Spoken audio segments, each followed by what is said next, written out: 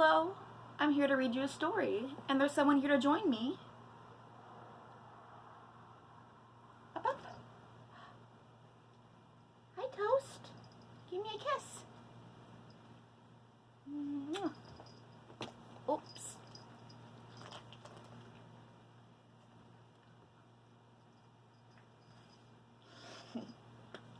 This story is called Millions of Cats by Wanda Gage.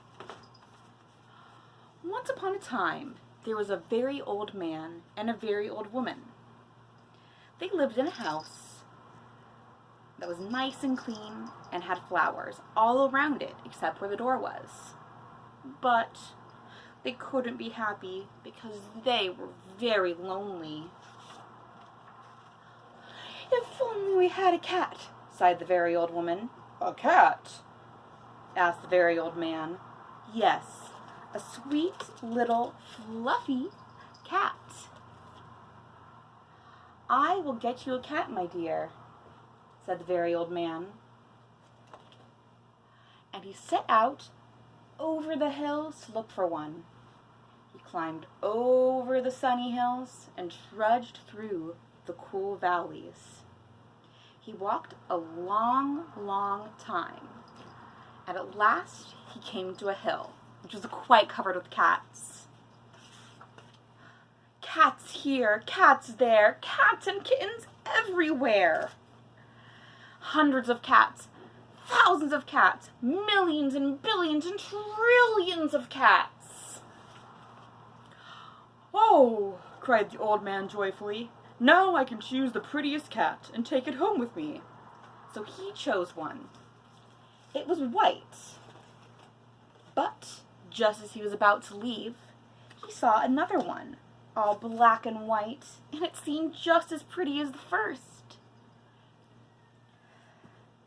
So he took this one also. But then he saw a fuzzy gray kitten, which was way over here, which was just as pretty as the others, so he took it too. And now he saw one way down in a corner, which he thought was too lovely to leave, and so he took this one too. And just then, over here, the very old man found a kitten, which was black and very beautiful. "It would be a shame to leave that one," said the very old man. So he took it.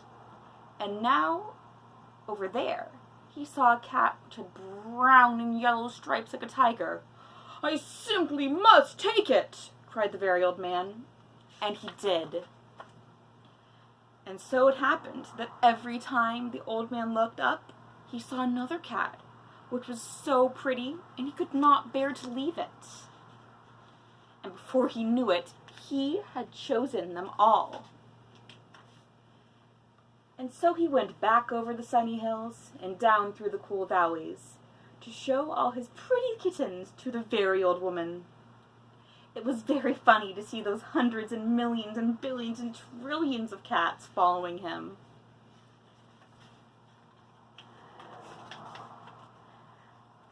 And then they came to a pond. "Mew, mew, we are thirsty!" cried the thousands of cats, hundreds of cats, billions and trillions and billions of cats. "Well, here is a great deal of water," said the very old man. Each cat took a sip of water, and the pond was gone. "Mew, mew, now we are hungry," said the hundreds of cats, thousands of cats, millions and billions and trillions of cats. "There is very much grass on the hills," said the very old man. And each cat took a mouthful of grass, and not a blade was left. Pretty soon, the very old woman saw them coming. "My dear," she cried, "what are you doing? I asked for one little cat, and what do I see? Cats here, cats there, cats and kittens everywhere. Hundreds of cats, thousands of cats, millions and billions and trillions of cats." Whew. "But we can never feed them all."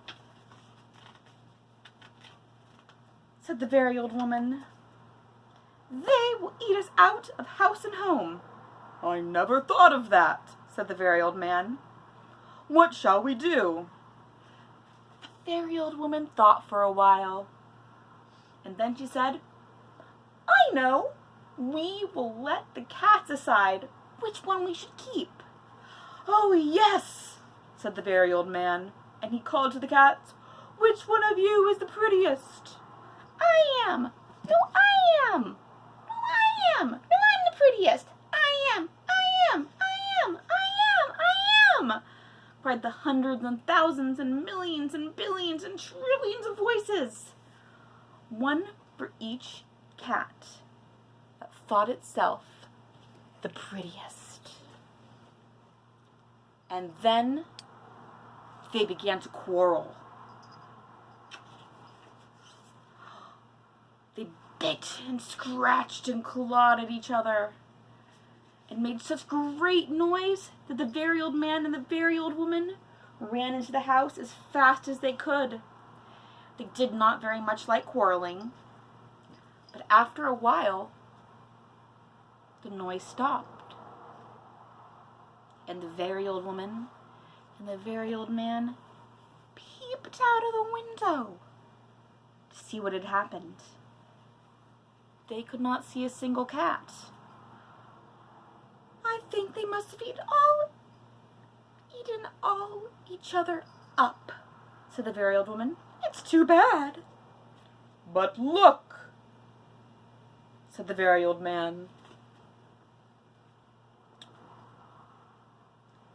And he pointed to a bunch of high grass, and in it sat one little frightened kitten. They went out and picked it up. It was thin and scraggly. "Poor little kitty," said the very old woman. "Poor little kitty." "Dear little kitty," said the very old man. "How does it happen that you were not eaten up with all those hundreds and thousands and millions and billions and trillions of cats?" "Oh, I'm just a very homely little cat," said the kitten. "So, when you asked who was the prettiest, I didn't say anything, so nobody bothered about me." They took the kitten into the house, where the very old woman gave it a warm bath and brushed its fur until it was soft and shiny. Every day, they gave it plenty of milk, and soon it grew nice and plump. "And it is a very pretty cat, after all," said the very old woman. "It is the most beautiful cat in the whole world," said the very old man. "I ought to know, for I've seen hundreds of cats, thousands of cats, millions and billions and trillions of cats, and not one was as pretty as this one." The end. I hope you enjoyed your story. Have a good night.